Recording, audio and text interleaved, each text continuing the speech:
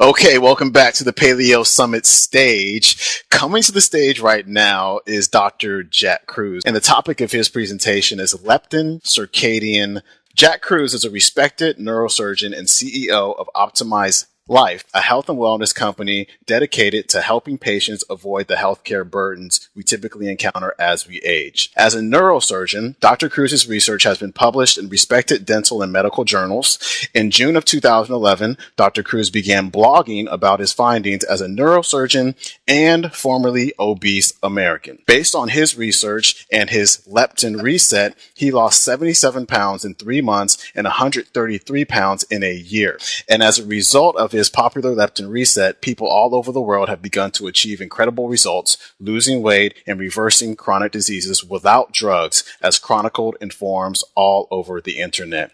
One such thread on a popular paleo diet forum has logged nearly 670,000 hits since June of 2011. You can check out his blog at www.jackkruse.com. Dr. Kruse, welcome to the Paleo Summit. Hey, thanks, Sean. I appreciate it. Appreciate you being here. Your story is becoming pretty well known in paleo circles. A few years ago, you weighed in at 357 pounds and were afraid you were dying after you tore your meniscus. Ultimately, your journey to getting well and losing the weight led you to what you consider to be the most important discovery of your medical career and, of course, your life, which is leptin. What is leptin, and what helps you connect the dots between your obesity and this hormone? Well, leptin's a hormone that's actually made in fat cells, and basically the brain calculates how much leptin's in the body with the other hormones that are out there, but leptin's the major one. It's actually ties to just about every other hormone in the body.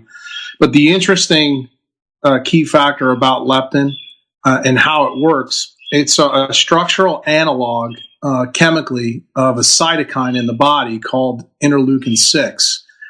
And when I originally got hurt, I've chronicled that on Jimmy Moore's podcast back in, I guess, May 2011. I was at a spine meeting, stood up, and immediately got horrible pain in my right knee. I mean, the kind of pain that I've never had before. And I couldn't figure out why it happened. So when I went back and started doing my homework, I found out that most people who are either extremely obese or very, very thin tend to be leptin resistant. And leptin resistance underpins inflammation. The inflammation is actually what caused the knee meniscus to tear. It had nothing to do with trauma, movement, or anything else like, most people would associate, with an injury. So it dawned on me, if that could happen to me, because I was obese, what else could this thing do?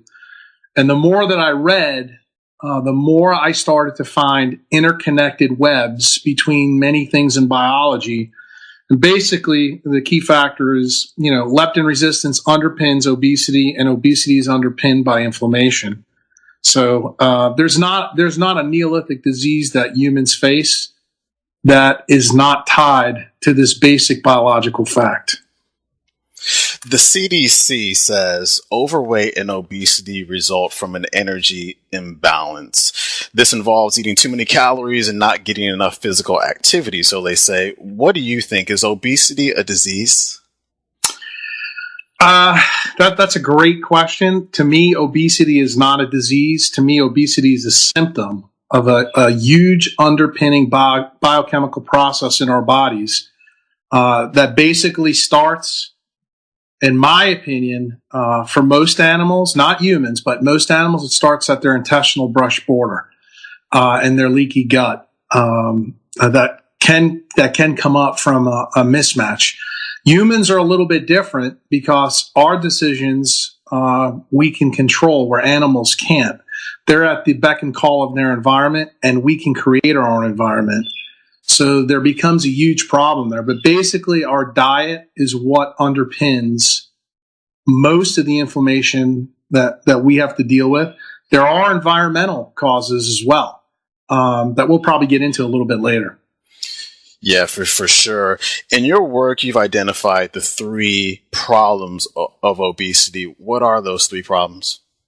Well, the first one is inflammation. And as we mentioned just in the last question, the inflammation, in my view, starts at the gut, the interface between where diet meets our immune system. The second one is where that inflammation then goes in the body, meaning the organs. The organs are differentially affected, especially in humans. But the ultimate arbiter of probably Neolithic disease generation is actually when it gets to the brain. When it gets to the brain, that's when all hell breaks loose, because we lose central control, of pretty much everything. And then the third effect is when one becomes completely leptin resistant from this inflammation, we have what I call an asteroid shower that affects all different parts of our body. It affects organs differently. It affects, complex physiologic systems differently. But basically the underlying tone of all is that, and the more you study, the more you realize the links to all these diseases are tied to this inflammatory process. There's not one Neolithic disease that I have looked at in the last 5 or 6 years that is not tied back to this biologic process. Some people might be surprised to learn that you pin childhood obesity in part on video games. How do video games contribute to childhood obesity? Is it because children aren't as physically active when they're sitting in front of the TV playing video games? Well, that's what most of mainstream media believes, but actually the process is actually more complex than that. One of the things that we've known about leptin is that it evolved through evolution, through evolutionary biology, because it's tied and yoked to the circadian cycles that we have on Earth. The two major ones being geothermal circadian cycles and the light cycles. And we know, and most people in the paleosphere are pretty dialed in about the vitamin D issue and how it ties into our immune system.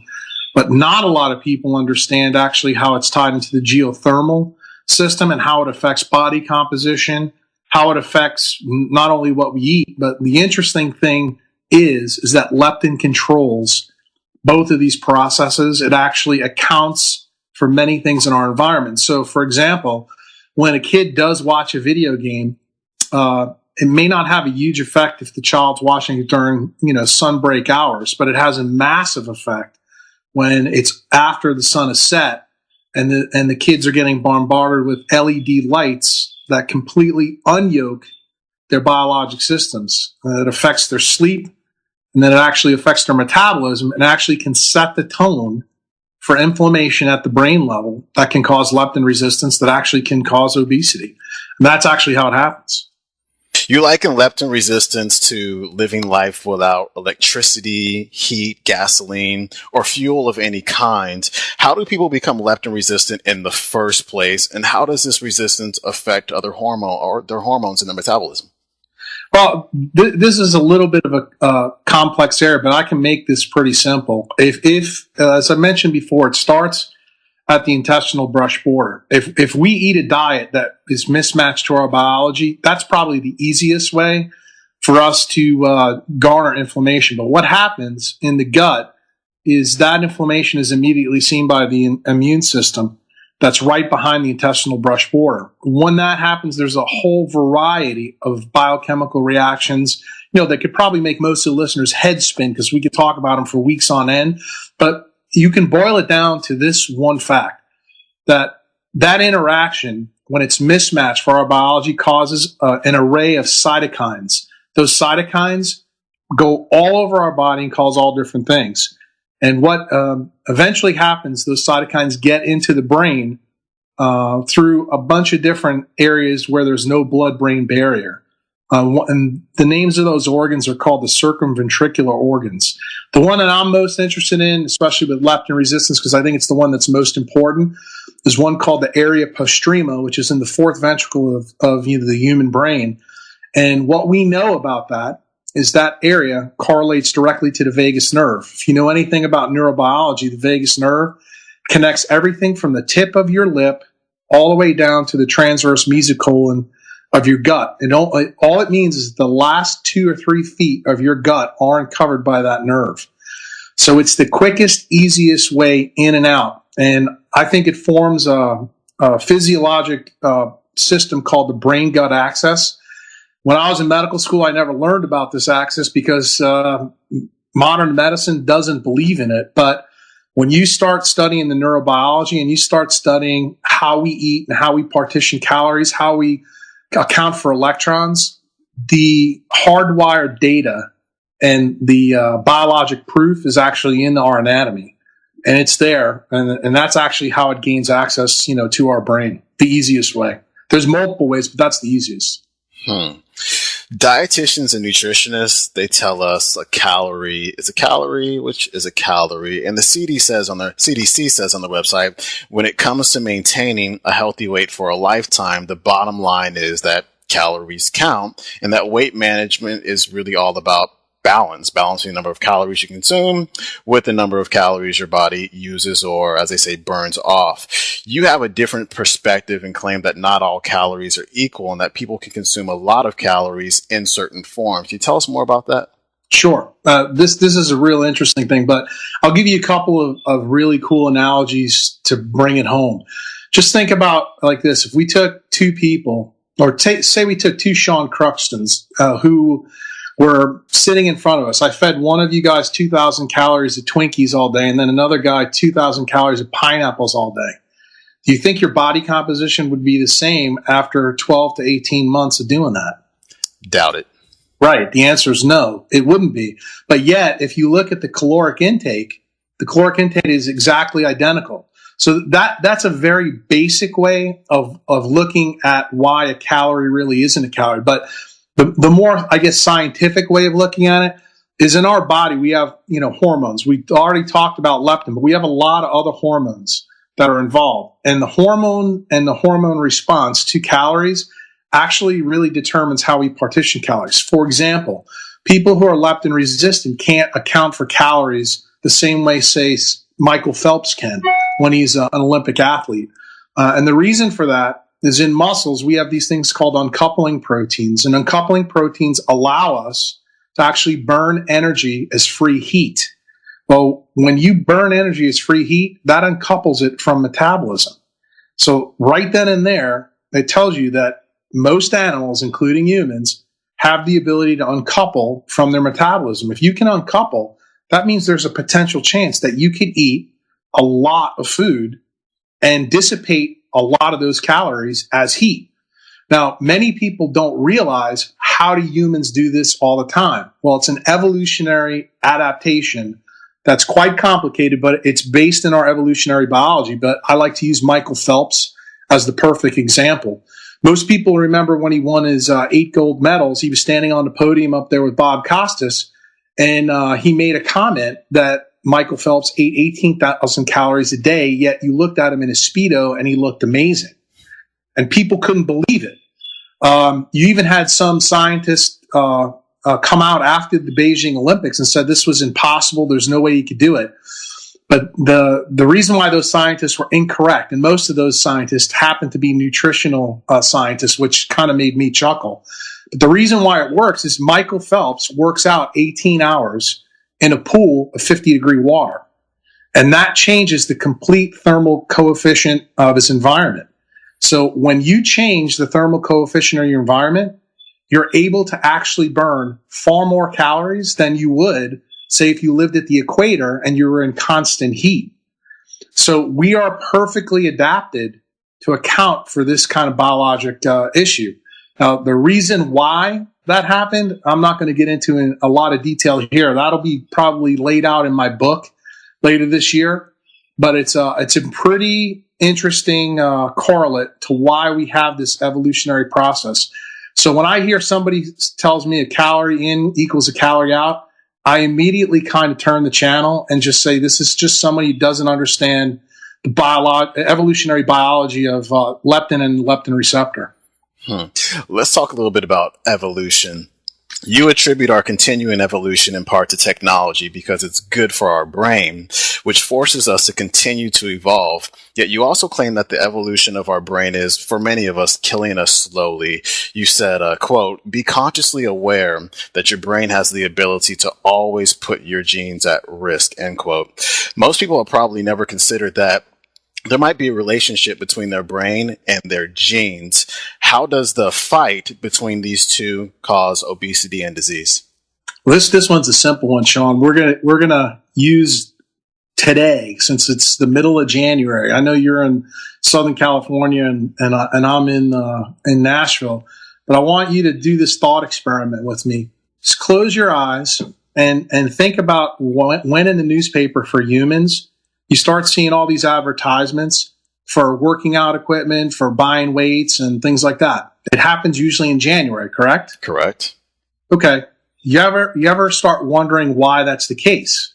The reason is because most humans go through October, November, and December when we have major holidays. They tend to eat things that they're not supposed to eat and they gain weight. So that's the reason why the ad companies have dialed into that. And most people have no problem with that thought experiment. Now I want you to change the channel in your brain, and I want you to think that we're on the Discovery Channel and we're watching, say a mountain lion in Yellowstone Park. When is he the leanest time of the year? It's in the wintertime. And the reason why is it's very cold and there's no food around. So what's the difference between humans and animals at the same time of the year? There's only one difference. Humans control their environment and animals don't. So what that means is that our Neolithic brain has evolved way faster than our Paleolithic genes. So what it's done, we've created a mismatch in our own environment because of our own biology.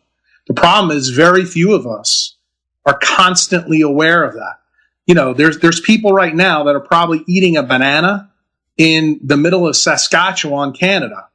But here's the ironic thing. Our biology is never built in for that to happen because it's biologically impossible for it to happen in nature.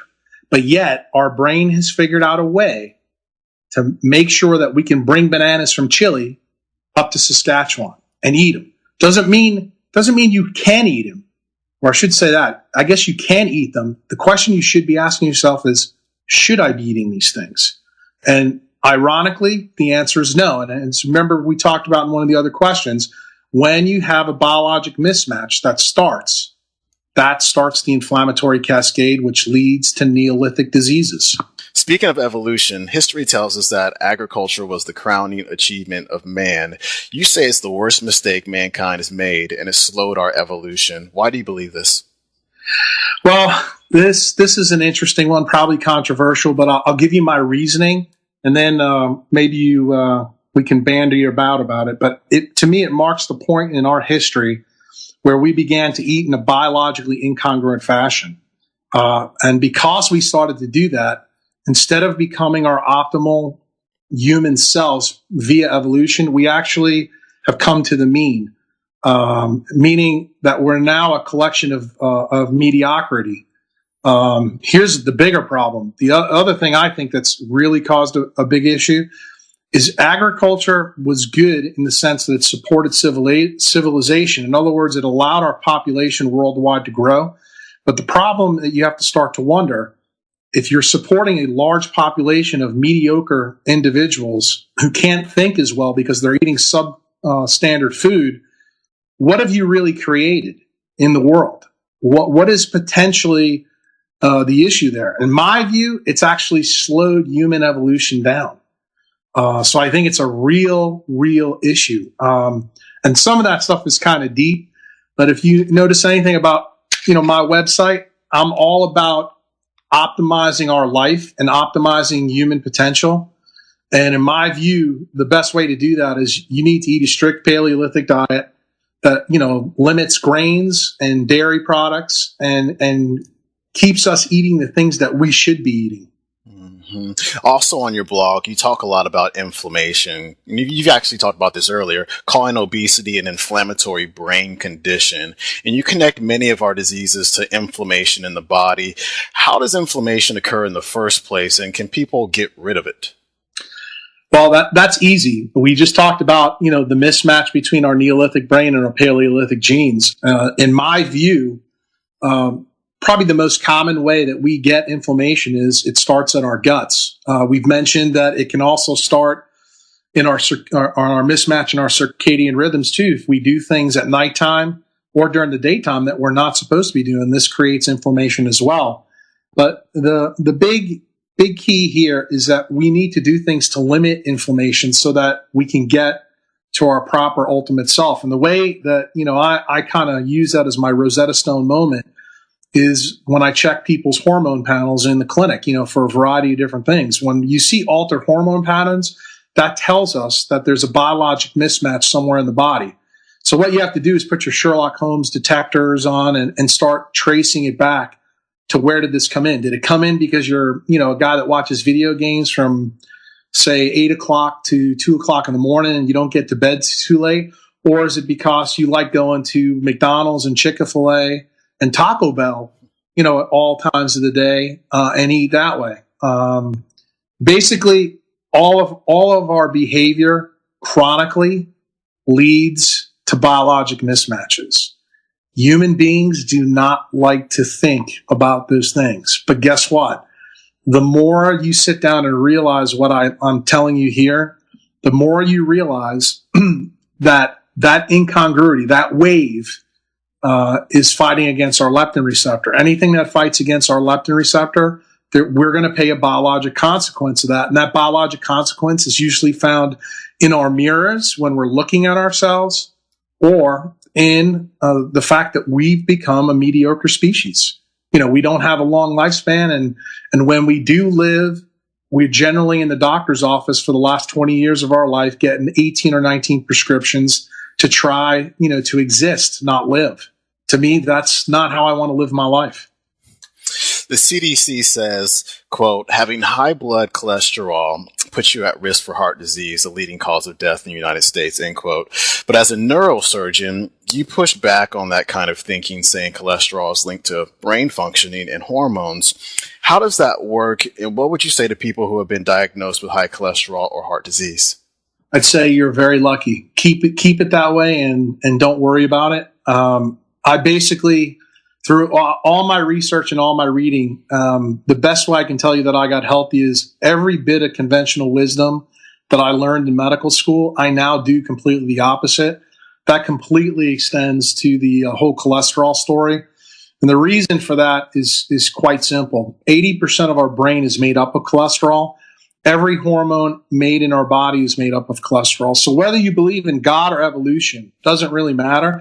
Do you think God or evolution would be stupid enough to make the most vital parts of our body out of something that was very bad for us? And that's a third grade kind of question, but it begs the point, what's going on. It doesn't make any sense to do that. Moreover, LDL cholesterol is turned into all our hormones from a conversion with thyroid hormone and vitamin A. So when you think about it from that standpoint, the higher your cholesterol levels are, the better off you're going to be, because your hormonal response to the insults that we face daily, whether it be dietary, environmental, can be offset by our own physiology. So I'm a huge fan of higher LDL cholesterols and especially HDL cholesterols. I think my profession has it absolutely ass backwards. Is there any point where cholesterol is too high? I think there is, if someone has, let's say, some genetic predispositions, like a good argument can be made for familial hypercholesterolemia. But familial hypercholesterolemia is really not a disease, in my view, of the high LDL count. It has more to do with how long the LDL cholesterol stays in our plasma. And it's associated with the oxidative potential of our plasma, meaning the longer that cholesterol sticks around, it could be infected. I guess that's a word I could use to describe it, by the inflammation that's in our system. That inflammation is what actually underpins the Neolithic disease. It's actually not physically the amount of cholesterol present. And we know that people with familial hypercholesterolemia usually have a defect in their LDL receptor in their liver. But I have patients myself in my own practice that have this disease, and when we teach them how to keep their levels of inflammation low in their blood, guess what happens? Their disease processes and markers all reverse. When you say the cholesterol becomes infected, do you mean oxidized? Correct. Absolutely. Right. I use the word infected just so people But, people who are not scientifically based would kind of get where I was going. Mm-hmm. Chris Kresser covers this topic. His topic is an update on cholesterol. So he gives us the ins and outs of that oxidation process, which is pretty cool. Yeah. I like the fact earlier you talked about the gut. It's come up several times in this conversation. You take seriously the axiom, listen to your gut, even going so far as to say people who don't know how to trust their guts likely have a leaky gut issue. You also say you can't think well if you're not healthy, which I totally agree with.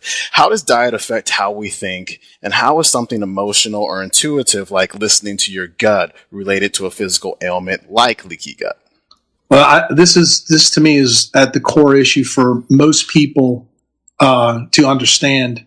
We are only what we assimilate. Meaning, you can eat a great paleo diet, but if you've got a leaky gut, that is you're making the assumption that you're absorbing all the good foods, and that's probably not a good assumption. So it's imperative that we understand we only become what we assimilate.